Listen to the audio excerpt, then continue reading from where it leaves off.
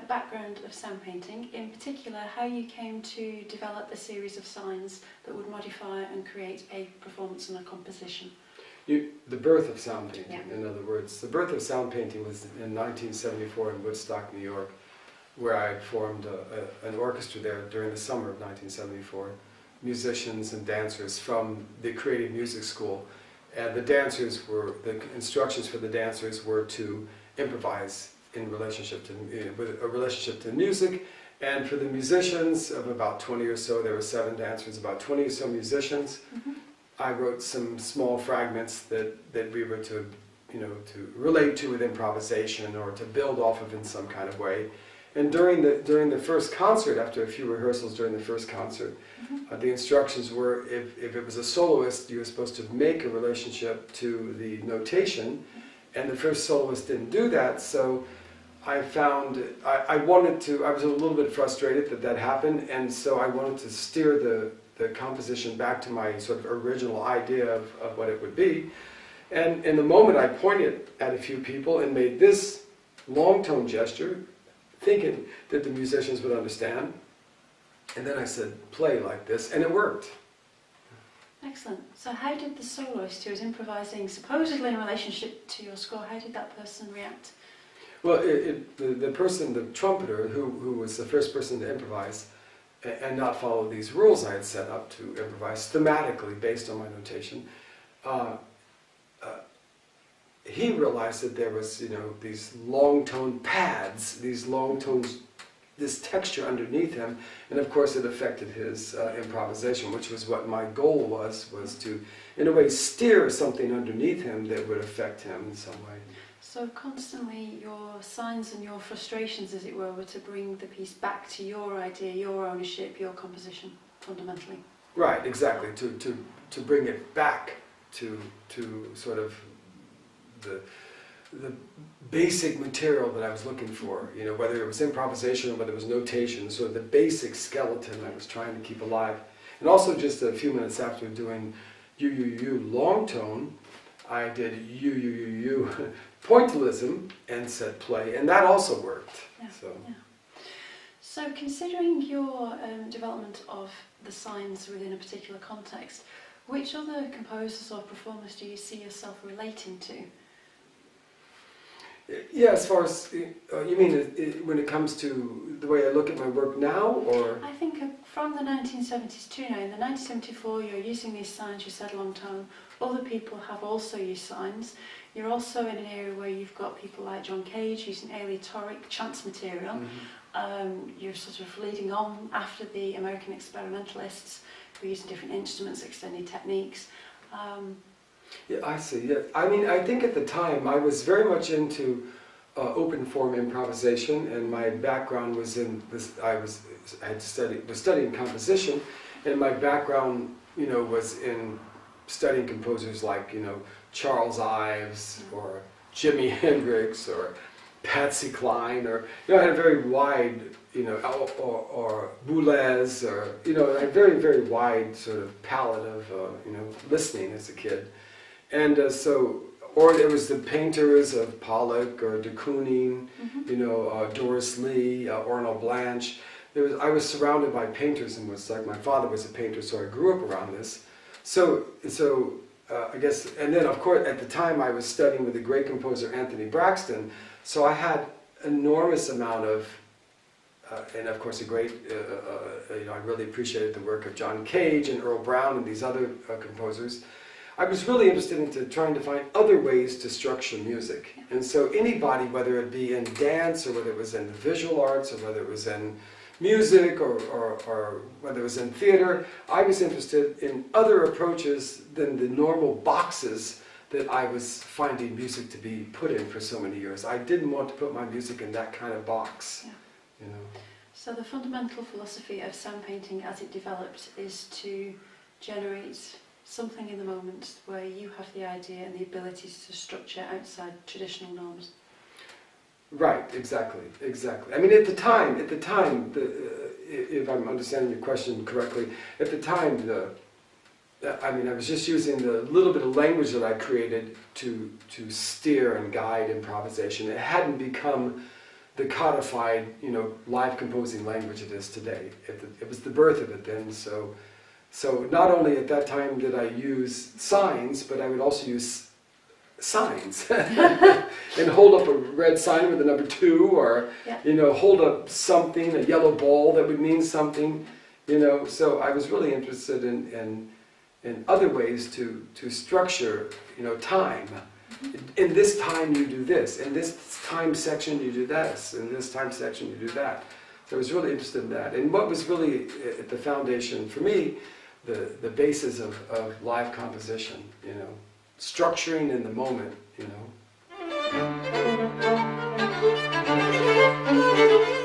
Let's move on to the definitions of sound painting, Walter. Could you give us a definition, but also illustrate to our viewers how that definition has changed over time?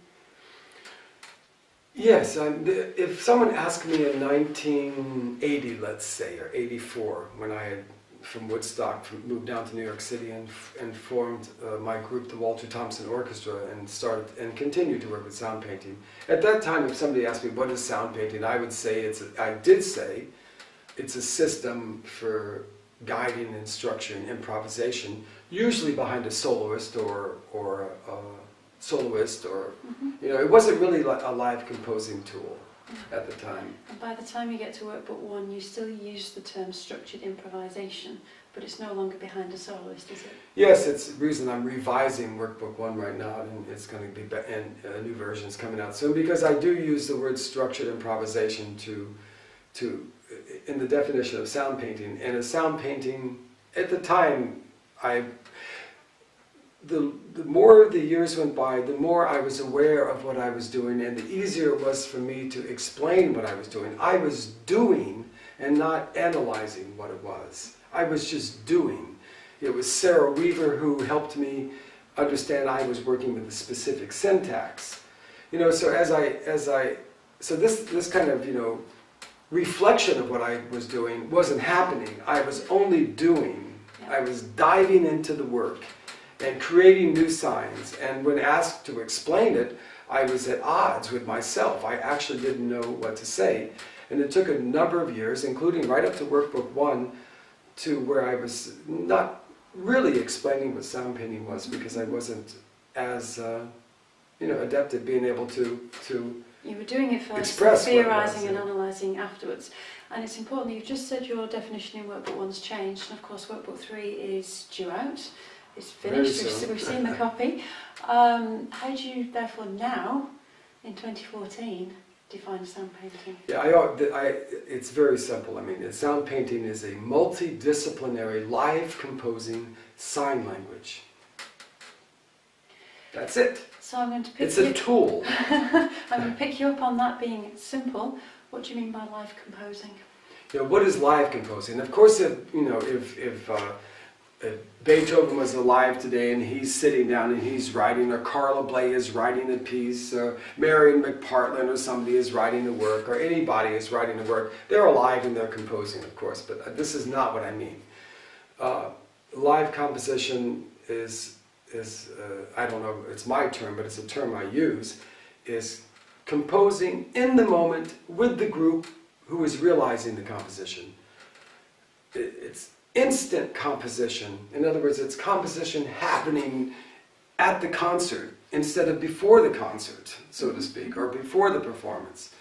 It happens at the moment. The composition is instant. So let's challenge this idea of live composition. A lot of people have argued there is a distinction between composition and improvisation, but one happens in the moment and one happens as predetermined material that you rehearse and you take into the performance. It sounds to me that your definition is trailing both of these sides. So in what way is sound painting both improvisation and composition in traditional terms, that a composition can be edited and an improvisation effectively can't? You can bring material back, but once it's out there, you can't remove it. Right, I think this is something I've had a lot of conversation with, is what is composition. Composers in music do not own the word composition. Composition it could be someone who is going out into the yard and composing how they're going to make put their plants in the ground. So I look at composition as a broad word. I don't look at composition as something that is owned by composers in music. So for me, but to address your question, I mean, and now I forgot the question. How you see the sound painting trailing both composition and improvisation, or being something entirely different? Yes. I mean,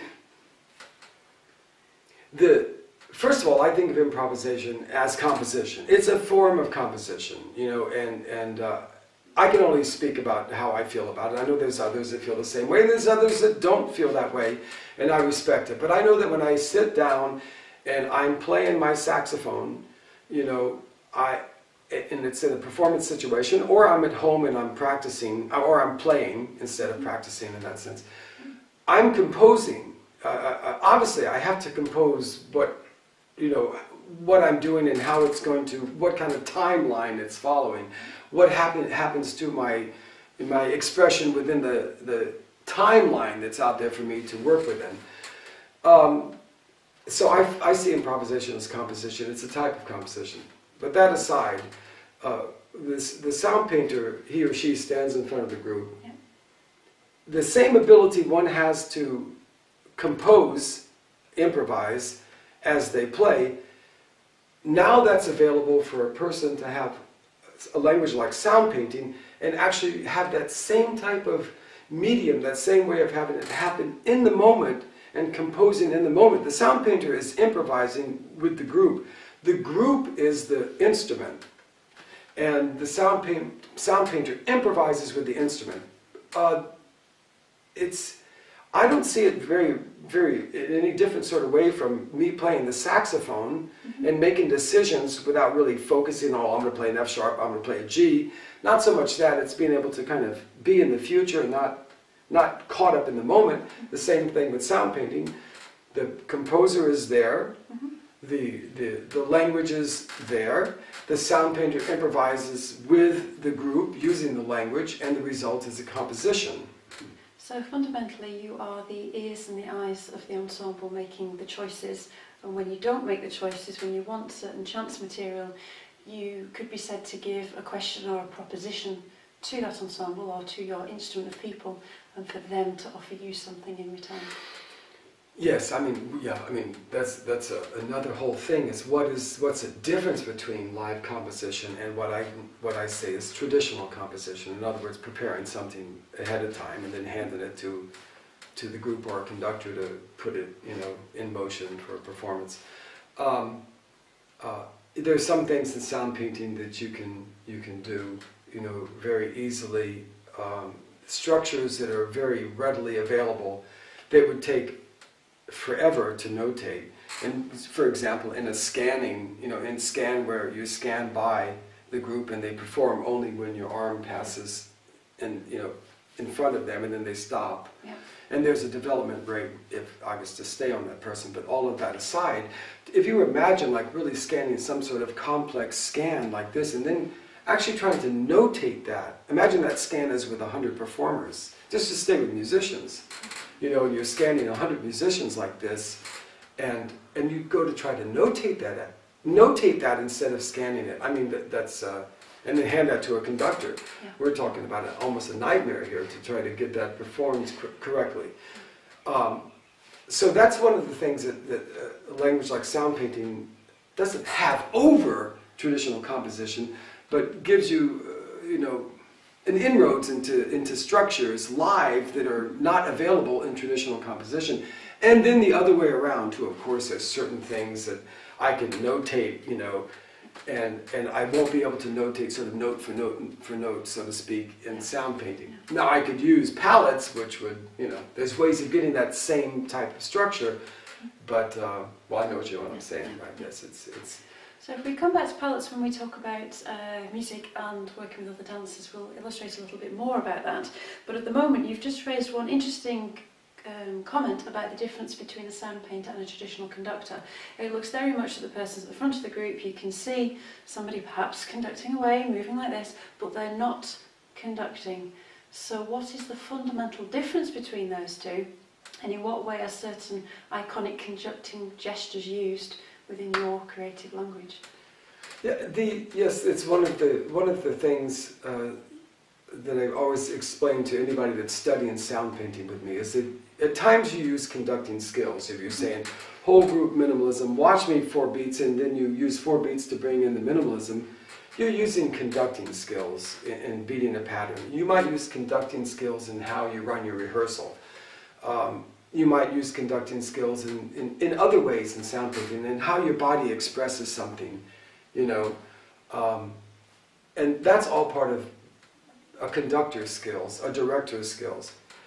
But a sound painter is not a conductor. The sound painter is the composer. The difference, a conductor is somebody who is often given a composition, whether it's hers or his, or somebody else's, and that is a map that then the conductor goes to a group and uses that map and basically gives his or her interpretation of how he or she wants the group to follow that map. And in the performance, most of the work is already done, but the conductor's up there to remind them where to go on that map. That is not composition. In some small ways, it's elements of composing with what's It's more given. interpreting what's given and making certain decisions of tempo. It's interpreting, which then again could be an argument about whether interpretation is composition in a small way. Yeah. Forget that. Nonetheless, that is not composing in my mind. Composing is creating the structures and being present constantly to build and shape and form the piece. And although the sound painter, she or he, is standing in front of the group like a conductor, or maybe off to the side or whatever, that's where the sort of the comparison comes up. It's only because the person is standing in front that they often get thought of as a conductor. It's 2 very different roles.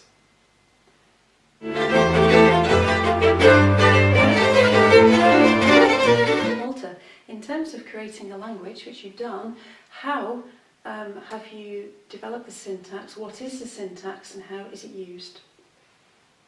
Well, first of all, as I mentioned a little bit earlier in our talks, I had no idea I was using the syntax. In other words, I didn't sit down and say, okay, I need a syntax for this language. I didn't do that.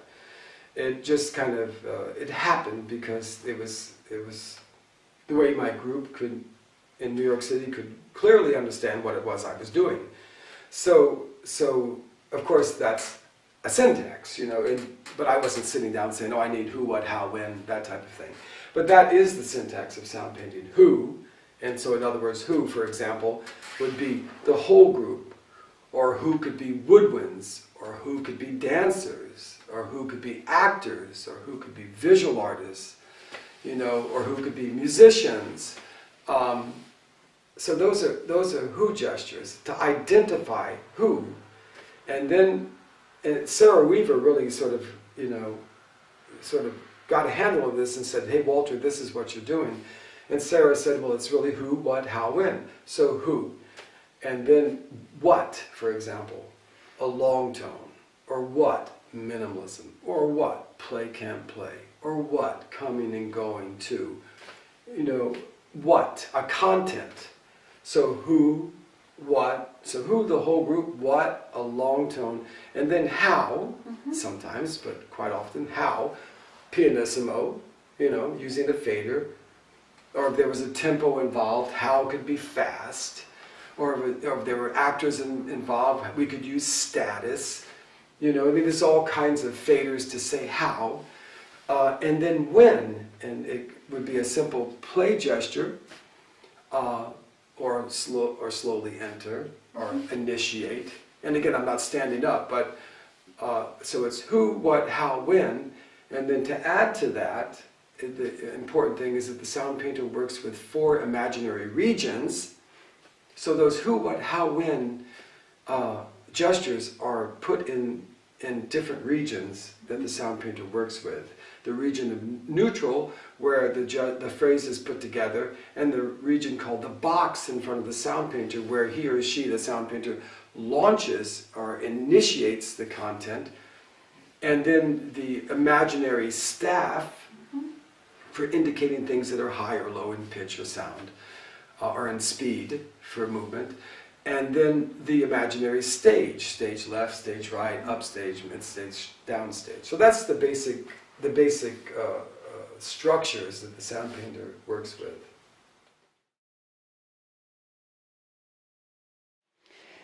Thank you, Walter. So you've just mentioned to us there are 4 imaginary locations that you use as a sound painter.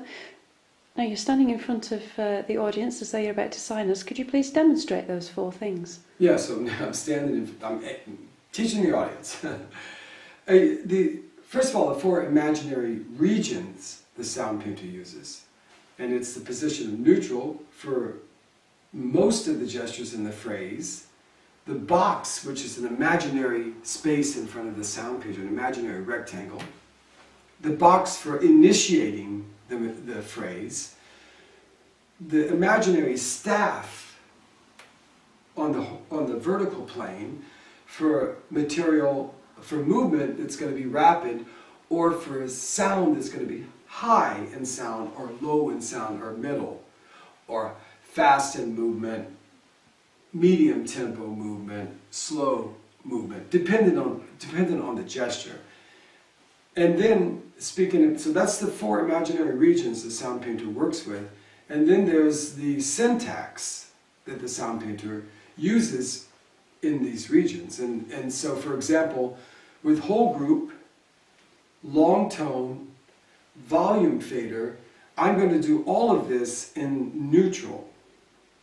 And now I want an immediate entrance for the whole group, so that I would then lunge into the box and give a play gesture.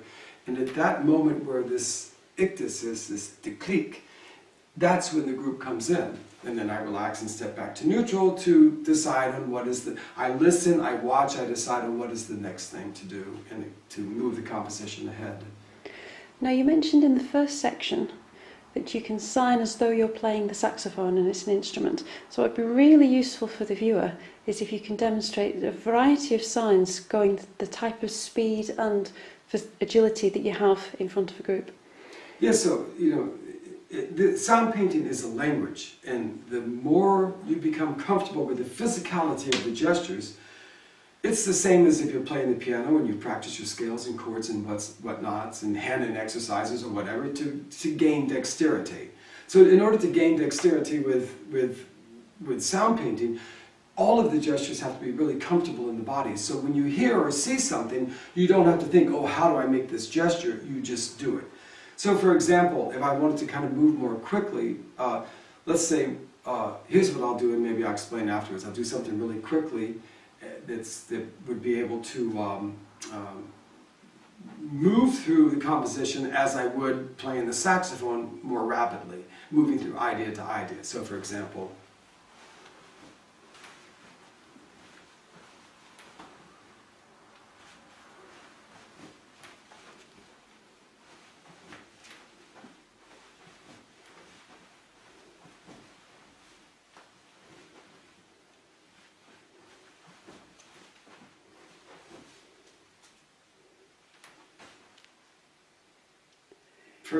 Excellent. So we could see you going the who, whole group, we could see what started with long tone, we could see how in terms of volume and tempo and go. There was also memories in there. Yes, right. In terms of the syntax, can I pick you up the fact we spoke about this being composition, you can edit in the moment, so could you tell us more about memories and the editing process? Right, I called for 2 memories in that example. And I'm hearing it, I'm imagining the orchestra, multidisciplinary, seeing the dancers, the actors, the musicians, the visual artists. So anyway, that aside, started with a long tone. Then I asked the strings, to continue and the rest of the group off. And I called the strings, this is memory 1. So now memory 1 means that the strings have to record that material, memorize it immediately. And then I might use it later, or not. But I have it, so it's material that I can bring back a second later or a minute later or whatever. And so then I had the strings going, and I was moving quite rapidly. And then I brought in, at one point I called a stab freeze, and I said this is memory 2. So now I have 2 memories that I can then bring back at some point. So there's this repetition of an idea that's very similar to something you might repeat when you're notating or writing text or choreographing, where you bring an idea back to kind of, show something that happened before, to create kind of a linear composition in that way, to be able to bring ideas back. And so in that short, fast example, I had two memories, and I was imagining the results, So that's one very clear way to demonstrate editing in the moment. You can bring back material once you've coded it as a memory. There are other ways that you use as well. While you're standing up, could you illustrate for us the idea of going on to and coming back to? Yeah, there's all kinds of, there's a memory family, so to go on to something, well, that's not in the memory family, but to go back to is in the memory family. So if I go whole group, long tone, I'll explain go on to a little bit too, whole group, long tone, play, whole group, pointillism, play. Now, I didn't get a chance to call that long tone a memory, but I thought at the moment I called pointillism that I'd like to go back to the original long tone, but I hadn't signed it a memory, so how do we do that? We say go back to, and that means the previous sign, including exactly that material, you go back to it. So you can go back to something, not necessarily, you haven't signed it as a memory, but yet you can still go back and grab it as something you can use later. And then you go back to it and you give a play gesture. Now you might want it as a memory and you call it a memory. Go on to is something it's not the memory family, it's something that you give to performers, like, woodwinds, long tone, go on to pointillism, go on to minimalism, and then maybe a play gesture. And they play each one of those contents for a defaulted maybe 30 seconds, and then they stop and continue with the last content. So that's go on to. Okay, thank you for demonstrating the movements and the use of memories in particular, and go on to and go back to.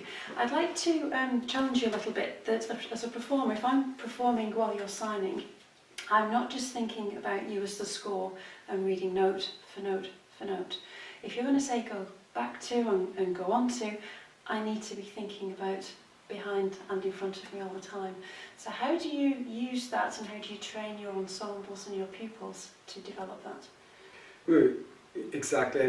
What is a sound painting performer? Like, what is required, to become a fluent sound painting performer, a responder to the gestures, to the phrases. And one of them is the ability to memorize in the moment, to be able to, like you've called something complex, like a complex minimalism, and it's, somebody's so minimalism with high complex. Yeah, minimalism, and it's a complexity fader, the complexity fader. So this very complex cycle that the person is doing, and maybe it's in 15/8 or something like this. And it's very complex, And then I call memory while somebody's doing that. Well, one would hope that that person that chose something in 15/8 would be able to remember it. So if the sound painter calls that, and they really haven't explained to the performers, their role as a performer in sound painting is to be able to memorize, be able to think both in the past and in the future and the present.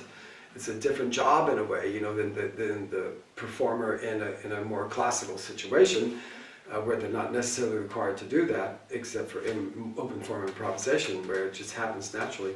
But so the job of the sound painter performer is to sort of really like live in the world of the now, the future, and the past, and to be able to call on those things. Now, there is no reason to be perfect about that as the performer. There is absolutely no reason that someone needs to say, oh, I can't really do that.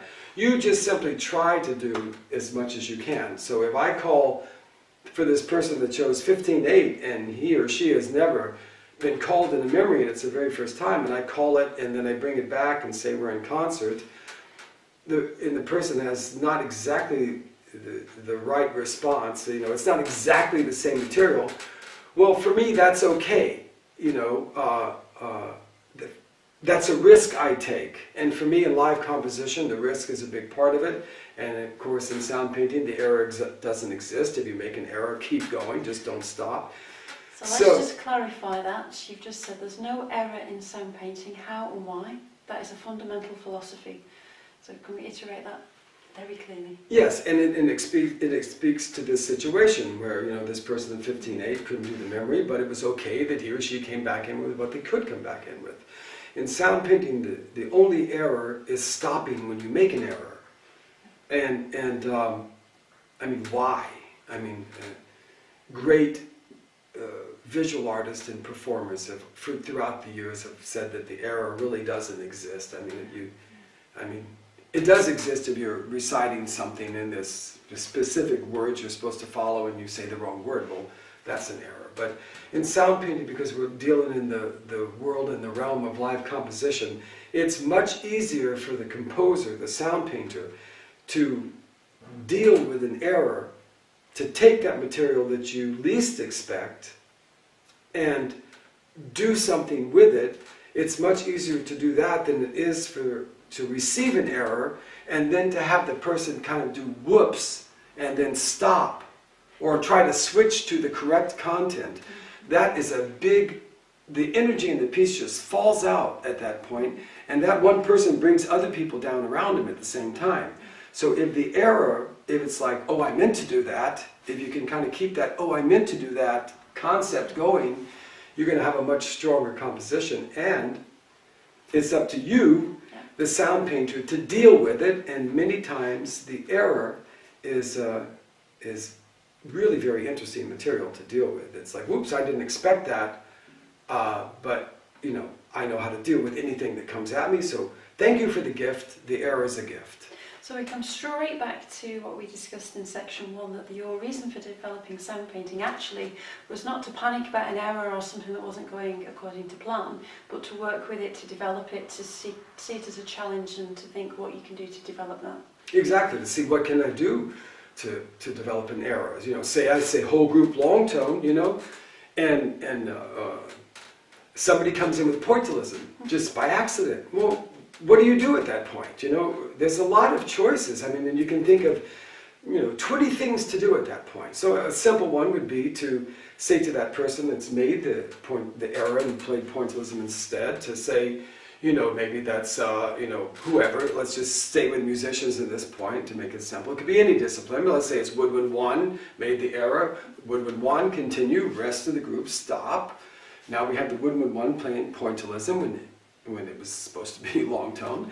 And now woodwind 1's been asked to continue with the pointillism, and then maybe I say rest of the group scan with pointillism, and from the error comes the next section of the composition. And then I scan with pointillism. You know, so I tend to use the error almost immediately when it happens to include it in the composition instead of leave it there as some kind of whoops, you know.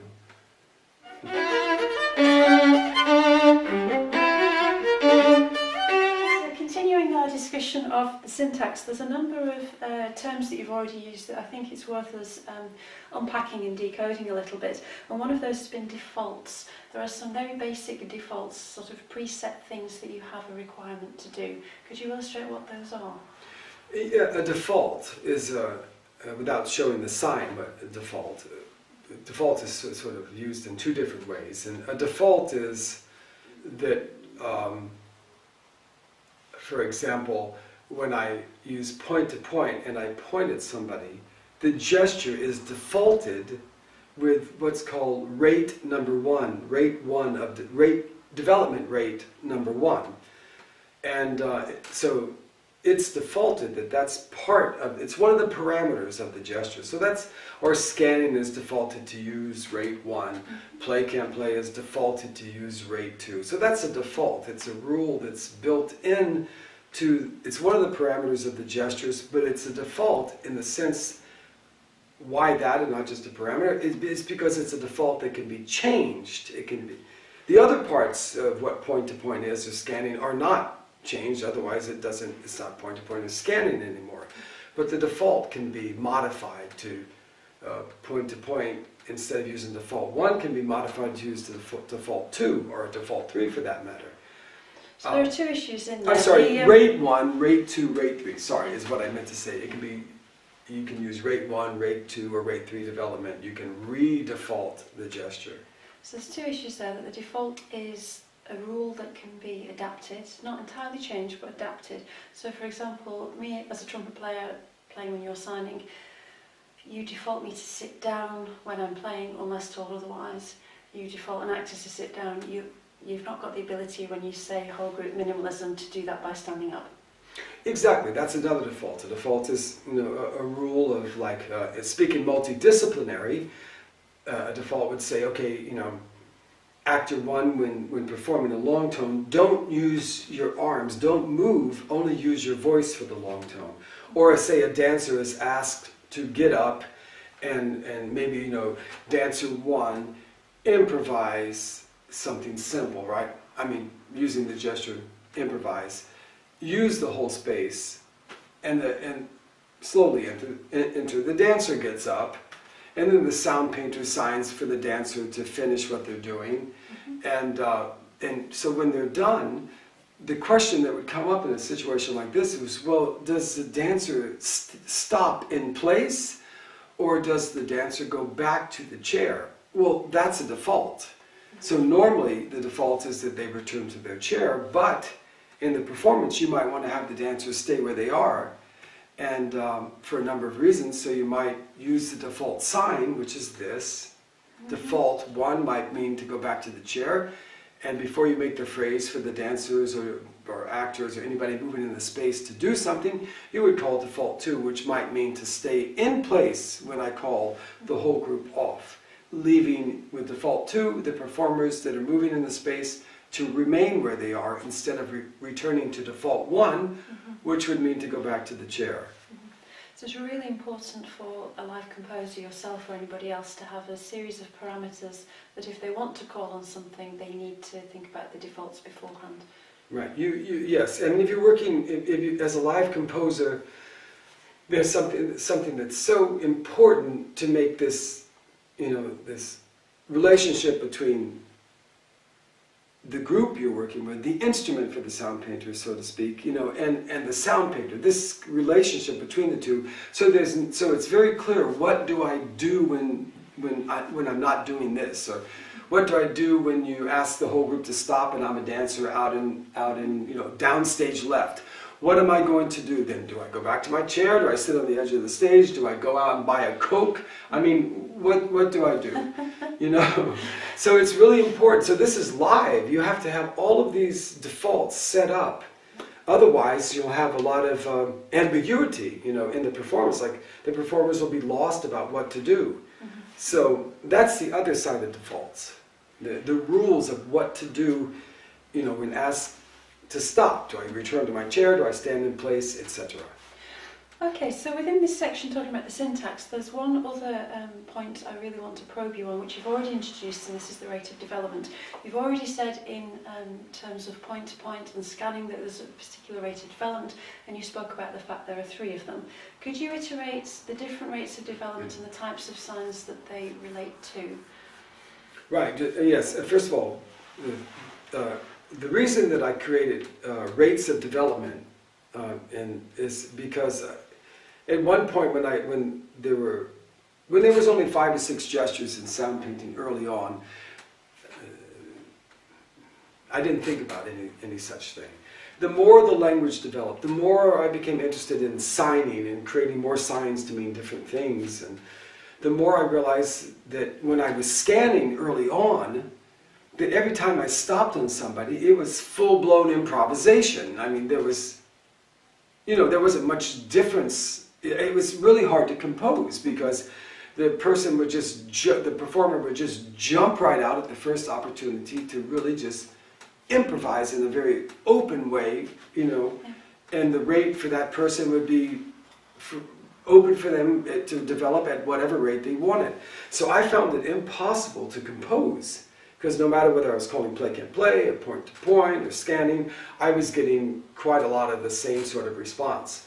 So rate 1, I created development rate 1, which for like in scanning and point-to-point, for example, which incorporates rate 1, you have to develop your material. The first idea that comes out, like if it's point-to-point and say I point at myself for an example and I say, bonjour, bonjour, bonjour.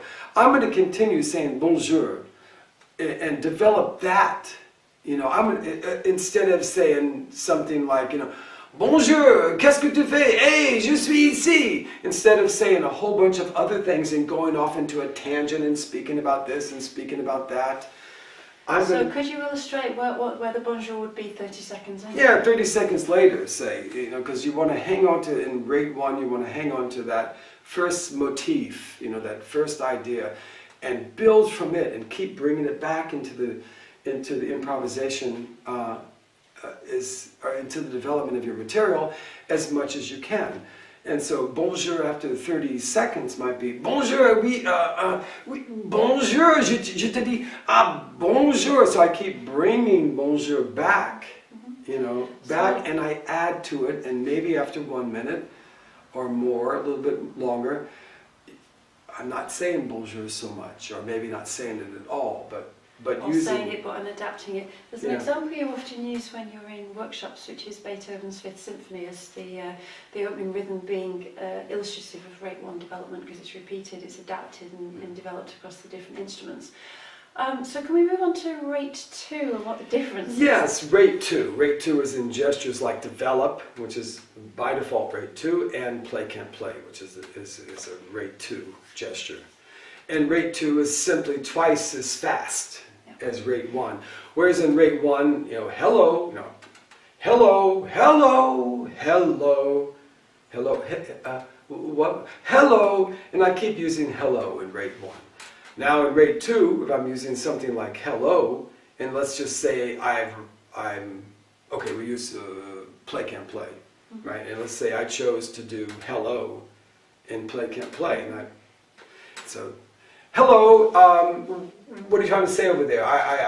Hello's okay. Hello's pretty good to say.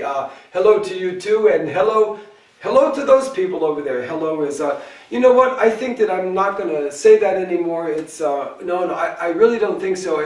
And so I've moved away from hello a little bit more rapidly than I would in rate 2, but just to explain that I'm using hello a bit in the beginning, but I move away from it more. So it's a motivic idea, it's like a kernel that keeps coming back and punctuates that overall fluid line that you're creating. Especially in rate 1, you can hear that first idea, you can hear some of it in some way a minute later. And in rate 2, you can hear a bit of that first idea maybe 30 seconds later. But a minute later you won't hear that idea. So rate 3, I'm guessing, is going to be improvisation, of course. The sign for improvise is, and for the improviser, he or she can develop how they want. It's at that point, if I sign someone improvise, at that point that person is a co-composer with me in a sense. I'm giving them the space to give me their art. Give me your art. Just go, I will support you and be behind what you're doing, or contrast you in some kind of way or not, or whatever. But at that point, it's a co-composing relationship. I think this is really useful to clarify the syntax. We've gone over the structure of being who, what, how, and when. We've spoken about defaults, the things that need to be in place, the rules so that a live composer can work with the performer. And we've spoken about rates of development. And within that, we've spoken about the imaginary box and the imaginary sort of staff that you have as the composer. So to wrap up this section on the syntax, what aspirations do you have in terms of developing the syntax or developing the language? Where, for example, would you like it to be in sort of 10, 20 years?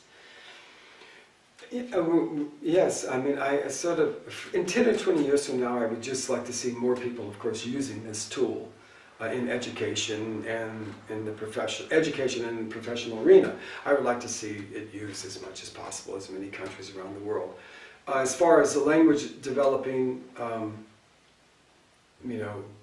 every year we have a Soundpainting think tank, which is a conference where I invite people to come together with me someplace. It's whether it was at Kingston University last year in London, or this year, in Spain, or whether it was in France in Tours, or whether it was in Helsingborg in Sweden, or Woodstock, New York, or wherever it was. In the summer, about 35 sound painters come together, and we share ideas, and we talk about what we did during the year, and a new situation had come up. How do we sign it? Do we need a new gesture for it? So in 10 or 20 years from now, I would like to see that process continues, and that new gestures become codified. You know, in other words, what is codification in sound painting? There's no committee that chooses, you know, to do so. It's just if someone creates a gesture like Jennifer Rayfeld, you know, creating sprinkle, which is used a lot by many sound painters. If somebody creates a gesture and sound painters use it, then it becomes part of the language, just like the spoken language. So there's an analogy with the Oxford English Dictionary. That's a word that's being used quite a lot, will be inserted into the common use. It's shared, the definition's the same. The way in which the sign is used is identical. So long tone's always going to be this. It's not going to change to something else, just as a sort of a word for a cup is always going to be a cup. It's not going to change to something else. I hope not. Only because, you know, we speak about what is, again, to answer more about this 10 or 20 years, looking into the future of the 10 or 20 years, what is sound painting then? For me, part of my mission as an artist is to get it out there as a universal tool.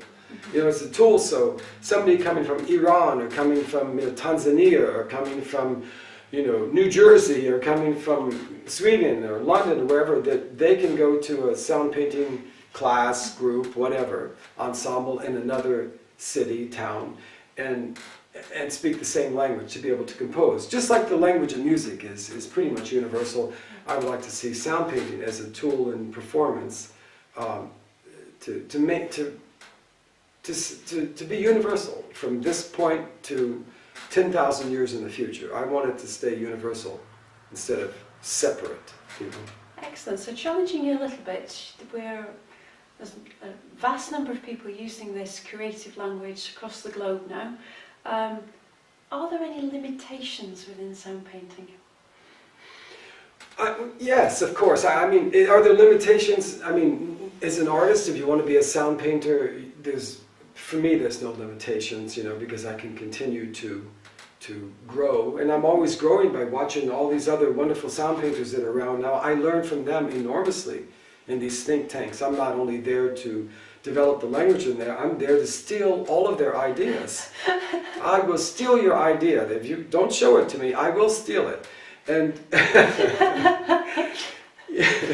This is because it's a language, you share the language, it's not sort of stealing an object, it's inserting a particular gesture within the language so that it's used, it's shared, it's universal. Yes.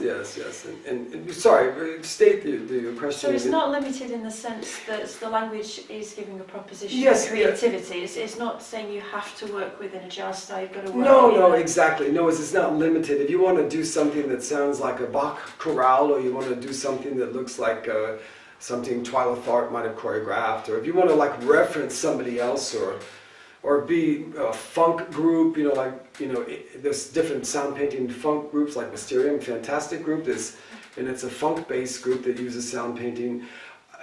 There's no limitations in that way. What I meant to say you know, when I said that there were some limitations, what I mean by that is between live composing and traditional composing, if you will, there's of course certain kinds of limitations, like anybody that can sit down and write something, it's a whole different medium, an entirely different medium than someone who uses a codified sign language that's known by all to create composition in the moment. In between those two worlds, they're both limited in some way, but to be an artist within those two worlds, there's no limitation.